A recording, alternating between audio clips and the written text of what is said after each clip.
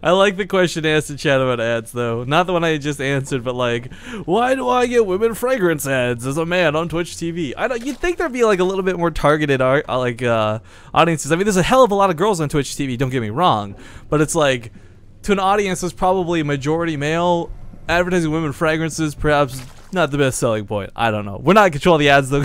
Twitch is the one who gets the ads. We just play them.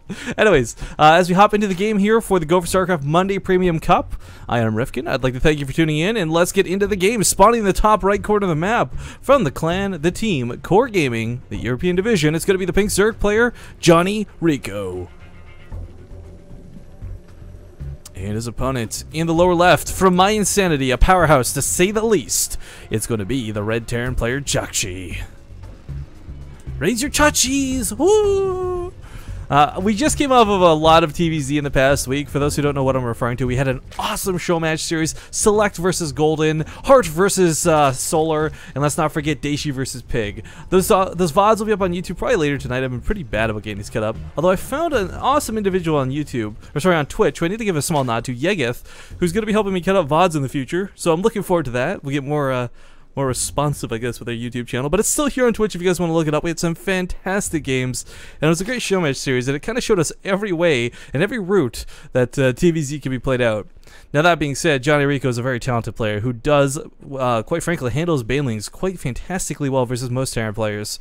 And JJAKJI is the type of guy who's actually been mixing it up a lot lately. This is, of course, a player you would normally expect to go Marine, Bio, Widow Mines, just like, you know, micro like crazy and win the game.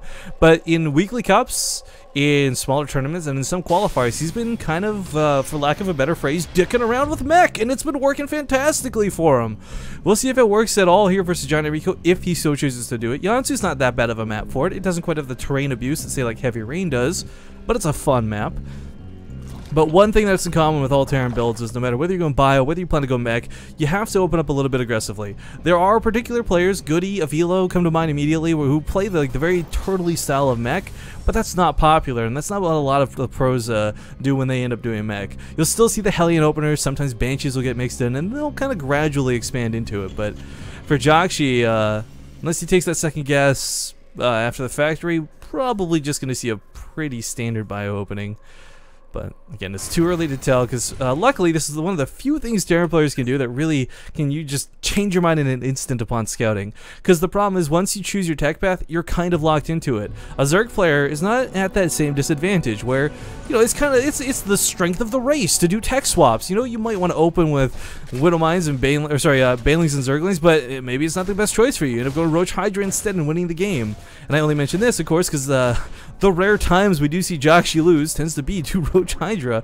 Reaper, wow, is this Reaper really not going to get out alive? Okay, it is going to live. Even snipes off one of the lings. Not too shabby. May just get another one. It's so close. Second Reaper comes across the map just in time to save this guy. Now, of course, normally you have that second Reaper stay at home to protect the command center that's coming down, but perhaps saying, I'm not really scared of JONNYRECCO, JJAKJI's just going ham in the base. 4 lings sniped off. No drones dead though, so between that build cancel and some ling sacrifices, he lives to continue on.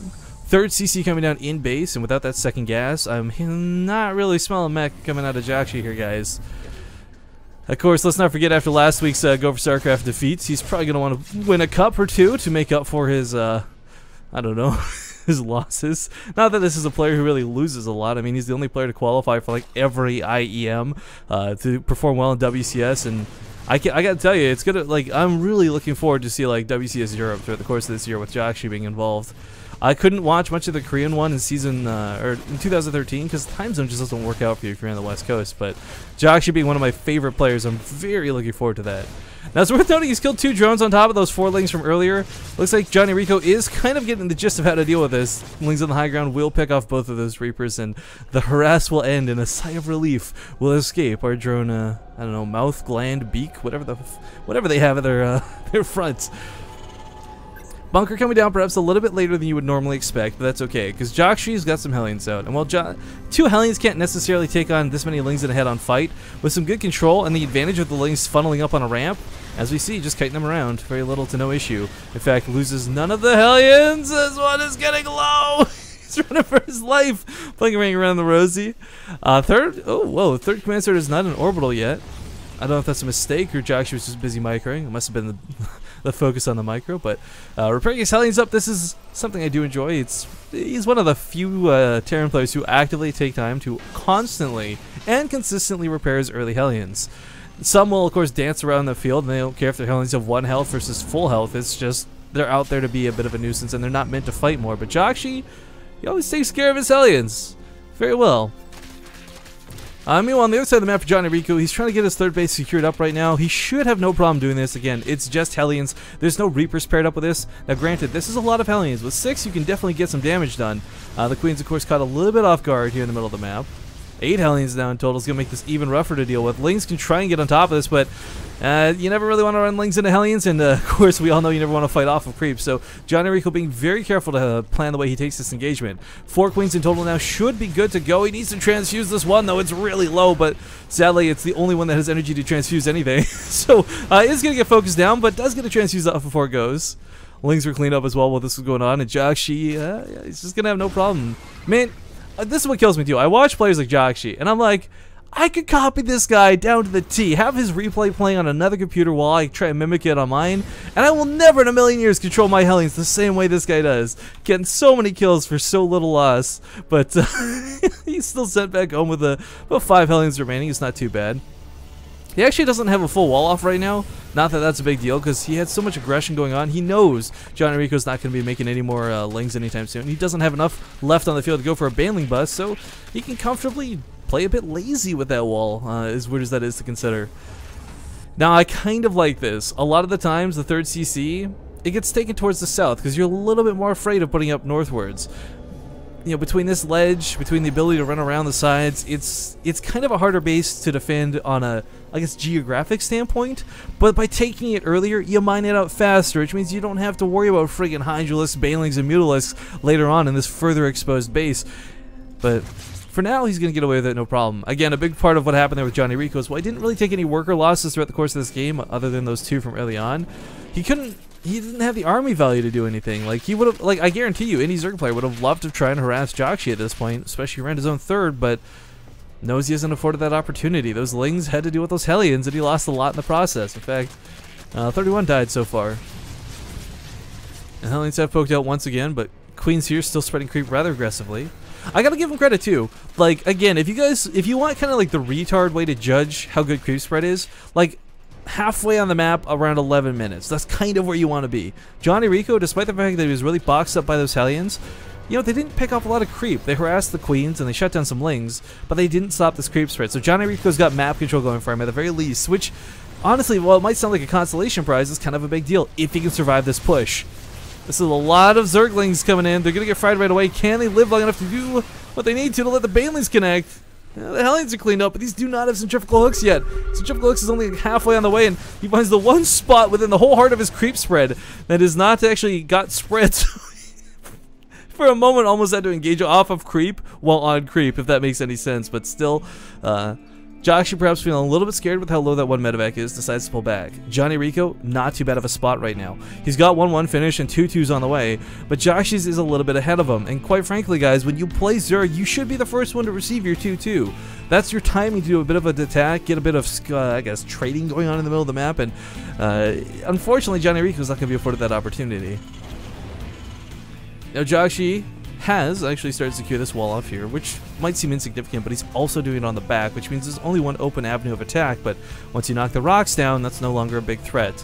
We see a ton of missile turrets coming down. We'll probably see a couple more come down as well, because if there's one player who actually hates Mutalisks, I've got to say it's probably going to be JJAKJI, because a lot of Terran players, they'll put like one in the mineral line, maybe one behind it, but JJAKJI's the guy who, at his 4th, will put like 6 turrets down right next to each other, just because, you know, Mutalisks are cool. But actually, with his large standing army and a hell of a lot of Marines in this, I mean, what's scary is JONNYRECCO doesn't have an insane Baneling count. He's only got 14 on the map right now. He does have speed on them, which is a lot better than last time he tried to take a fight, but even then, this is, I don't know, as long as JJAKJI spreads out, I don't think this will be too bad. Trying to come in from behind with 4 Banelings, I really like this multi-pronged attack. Coming from the front, coming from the behind. He's going to catch some of these off guard, but unfortunately, the Widow Mines were pretty well defended there, so JONNYRECCO doesn't quite get the kills he wanted to, but still does a ton of damage. JJAKJI in full retreat now, won't quite lose these medevacs sadly, but might lose the Marines on the ground. A couple more Banelings going to try and pop off here, and if the Marines go down, well, actually I take that back. Most of the Mutalisks have been eviscerated at this point, down to 4. I don't think that's the power to even really pick off the medevacs, much less these Widow Mines. Gonna lose the last couple of Mutalisks he has. This is kind of rough. Those are very, very expensive units that he doesn't want to have to replace. The damage he's currently doing to the 3rd is certainly not going to pay off for this, but we see the Banelings trying to micro around into the Marines, but JJAKJI is focus firing them down. Not a lot of SCVs went down. That bunker well held. Oh god, that entire attack thrown away for what? 2 workers, I believe, is all JONNYRECCO got out of that. That was a really bad fight, but I guess feeling pressure to take it. He's got his 4th base up, I'll give him that. He doesn't quite have the economy going. He's on 70 workers though, but if he splits those out through that 4th base, he'll certainly have the economy to afford making those sort of losses and those quote-unquote bad trades, if you want to call it that much, but right now, I don't like what he's doing in the middle of the map with these Mutalisks. He's got to be so careful. He's flying over a pack of Marines, and I don't know what for. Bit of miscontrol maybe, but still, miscontrol cost him a Mutalisk.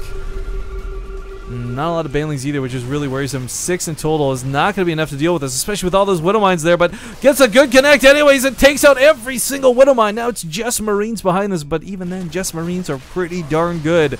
Trying to find a way into his opponent's natural base. JONNYRECCO will not be afforded this opportunity. The Leagues will suicide to their death here, as the medevacs will keep them alive, the Marines alive. Drop coming to the main while this is happening. There might be 2 hatcheries, but there's no defense and no Spore Crawler, no Spine Crawler. Drones are going to die. Widow Mine shot goes off. Lings are trying to flood in through a mineral line. That's not going to cut it. And by drawing all of his forces to the main to defend against this drop, JJAKJI finds a hole in which to open and go towards the 3rd. And he cuts deep. JONNYRECCO, perhaps a little bit dismayed, down in army supply by a rather significant amount, does not have the Baneling count to deal with this. This has been a consistent problem throughout the course of the game, where he's engaging with like 20 Banelings at most, 11, 16, but never that sort of 30 or 40 you'd love to have to just overwhelm your opponent. 3rd phase falls because of this, and JONNYRECCO, with no counterattack potential, says good game. JJAKJI will advance to the brackets.